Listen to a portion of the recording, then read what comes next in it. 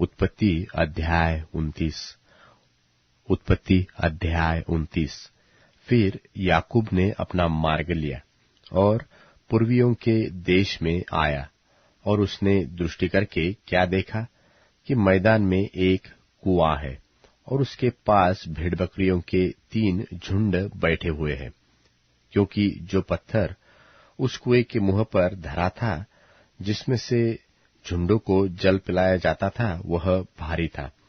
और जब सब झुंड वहां इकट्ठे हो जाते, तब चरवाहे उस पत्थर को कुएं के मुंह पर से लुढ़काकर भेड़ बकरियों को पानी पिलाते, और फिर पत्थर को कुएं के मुंह पर जो कत्यो रख देते। सो याकूब ने चरवाहों से पूछा, हे मेरे भाइयों, तुम कहाँ के हो? उन्होंने कहा, हम हारान के हैं। तब उसने उनसे पूछा, क्या तुम नाहोर के पोते लाबान को जानते हो? उन्होंने कहा, हाँ, हम उसे जानते हैं। फिर उसने उनसे पूछा, क्या वह कुशल से है? उन्होंने कहा, हाँ, कुशल से तो है। और देख, वह उसकी बेटी राहेल भेड़ बकरियों को लिए हुए चली आती है। उसने कहा, देखो, अभी तो दिन बहुत है, पशुओं के इकट्ठे होने का समय नहीं, सो भेड़ बकरियों को जल पिलाकर फिर ले जाकर चराओ। उन्होंने कहा, हम अभी ऐसा नहीं कर सकते। जब तक सब झुंड इकट्ठे होते हैं, तब पत्थर कुएं के मुंह पर से लुढ़काया जाता है, और तब हम भेड़ बकरियों को पानी पिलाते हैं। उनकी यह बातचीत हो ही रही थी कि राहेल, जो पशु चराया करती थी, सो अपने पिता की भेड़ बकरियों को लिए हुए आ गई। अपने मामा लाबान की बेटी राहेल को और उसकी भेड़ बकरियों को भी देखकर याकूब ने निकट जाकर कुएं के मुंह पर से पत्थर को लुढ़काकर अपने मामा लाबान की भेड़ बकरियों को पानी पिलाया। तब याकूब ने राहेल को चूमा और ऊंचे स्वर से रोया। तब याकूब ने राहेल को बता दिया कि मैं तेरा फुफेरा भाई हूं, अर्थात रिबका का पुत्र हूं। तब उसने दौड़ के अपने पिता से कह दिया। अपने भांजे याकूब का समाचार पाते ही लाबान उससे भेंट करने को दौड़ा और उसको गले लगाकर चूमा। फिर अपने घर ले आया, और याकूब ने लाबान से अपना सब वृत्तांत विवरण किया। तब लाबान ने याकूब से कहा, तू तो सचमुच मेरी हड्डी और मांस है। सो याकूब 1 महीना भर उसके साथ रहा। तब लाबान ने याकूब से कहा, भाई बंधु होने के कारण तुझसे सेंतमेंत सेवा करना मुझे उचित नहीं है। सो कह, मैं तुझे सेवा के बदले क्या दूं?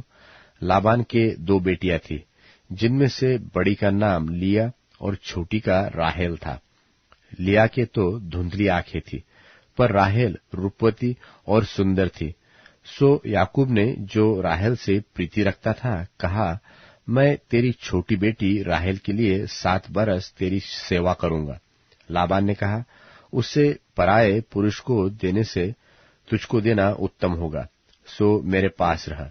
सो याकूब ने राहेल के लिए 7 बरस सेवा की, और वे उसको राहेल की प्रीति के कारण थोड़े ही दिनों के बराबर जान पड़े।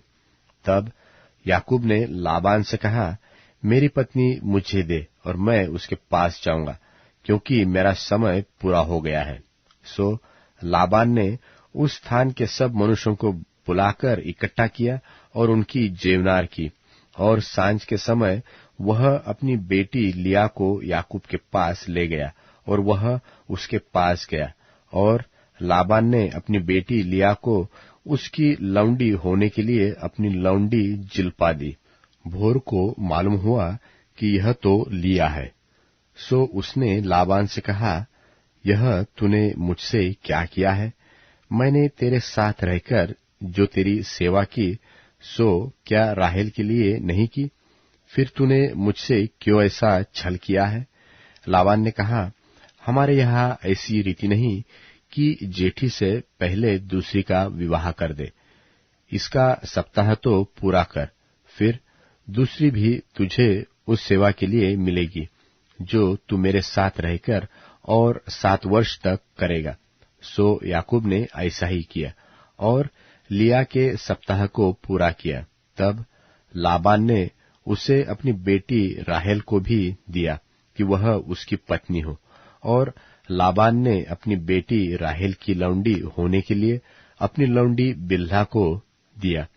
तब याकूब राहेल के पास भी गया और उसकी प्रीति लिया से अधिक उसी पर हुई, और उसने लाबान के साथ रहकर 7 वर्ष और उसकी सेवा की। जब यहोवा ने देखा कि लिया अप्रिय हुई, तब उसने उसकी कोख खोली, पर राहेल बांझ रही। सो लिया गर्भवती हुई और उसके एक पुत्र उत्पन्न हुआ, और उसने यह कहकर उसका नाम रूबेन रखा कि यहोवा ने मेरे दुख पर दृष्टि की है। सो अब मेरा पति मुझसे प्रीति रखेगा। फिर वह गर्भवती हुई और उसके एक पुत्र उत्पन्न हुआ। तब उसने यह कहकर कि यह सुनके कि मैं अप्रिय हूं, यहोवा ने मुझे यह भी पुत्र दिया, इसलिए उसने उसका नाम शिमोन रखा। फिर वह गर्भवती हुई और उसके एक पुत्र उत्पन्न हुआ, और उसने कहा, अब की बार तो मेरा पति मुझसे मिल जाएगा, क्योंकि उससे मेरे 3 पुत्र उत्पन्न हुए। इसलिए उसका नाम लेवी रखा गया। और फिर वह गर्भवती हुई और उसके एक और पुत्र उत्पन्न हुआ, और उसने कहा, अब की बार तो मैं यहोवा का धन्यवाद करूंगी। इसलिए उसने उसका नाम यहूदा रखा। तब उसकी कोख बंद हो गई।